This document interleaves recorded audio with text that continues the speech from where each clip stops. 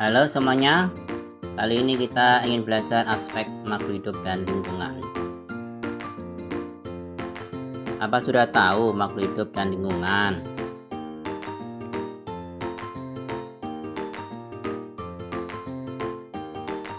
Adapun tujuan pembelajaran, setelah pembelajaran, siswa dapat menjelaskan proyek dari aspek makhluk hidup, lingkungan, komunitas, biotik, dan abiotik.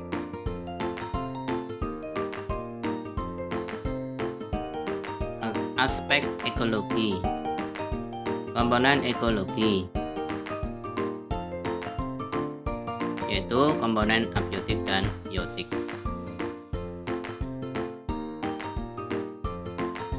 Berikut gambar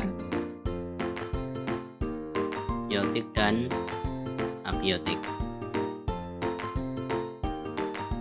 Faktor biotik, faktor hidup yang meliputi semua makhluk hidup di bumi, baik tumbuhan maupun hewan. Faktor biotik juga meliputi tingkatan-tingkatan organisme yang meliputi individu, populasi, komunitas, dan ekosistem.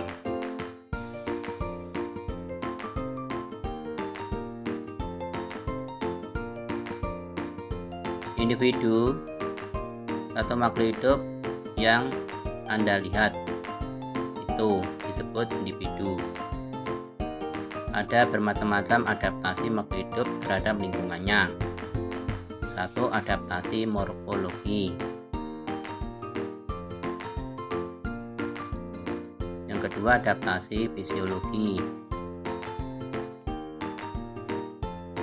Berikutnya, populasi, sekumpulan individu sejenis yang hidup pada suatu daerah waktu tertentu. Sedangkan komunitas itu sekumpulan populasi yang berada di suatu daerah yang sama dan saling berinteraksi.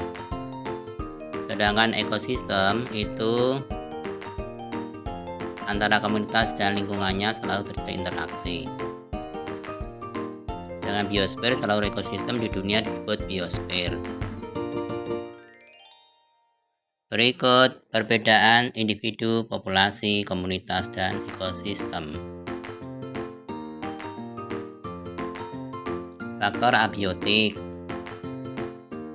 adalah faktor tak hidup yang meliputi faktor fisik dan kimia. Contohnya, suhu, sinar matahari, air, tanah, ketinggian, angin, dan garis lintang. Komponen dalam ekosistem yaitu komponen biotik. Contoh, produsen. Komponen biotik atau makhluk hidup yang mampu menghasilkan makanannya sendiri. Yang kedua, konsumen. Makhluk hidup yang tidak dapat menghasilkan makanan sendiri.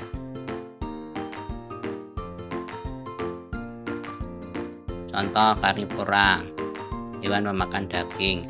Herbivora, organisme yang sumber makanannya tumbuhan. Omnivora, organisme yang sumber makanannya bisa berasal dari tumbuhan dan daging organisme lain. Kemudian kalau pengurai adalah organisme yang bertugas untuk menguraikan sisa-sisa makhluk hidup lainnya yang telah mati. Komponen abiotik, suhu, sinar matahari, air, tanah, ketinggian, angin, garis lintang. Limbah non B3. Pengertian limbah bisa suatu usaha dan atau kegiatan, bisa tidak bernilai ekonomis. Jenis-jenis limbah berdasarkan wujudnya: wujud padat, kertas, plastik, sisa sayuran. Berdasarkan pada sumbernya, industri dan limbah domestik. Selanjutnya mengenai pengelolaan limbah domestik. Pengelolaan limbah rumah tangga memilah sampah berdasarkan jenis senyawanya, yakni sampah organik dan anorganik. Berikutnya memanfaatkan sampah organik. Yang seterusnya mengolah sampah anorganik.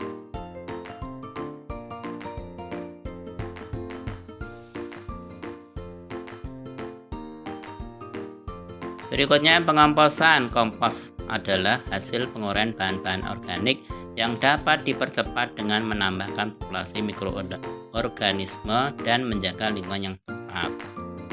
Teknologi pengawasan sangat tepat.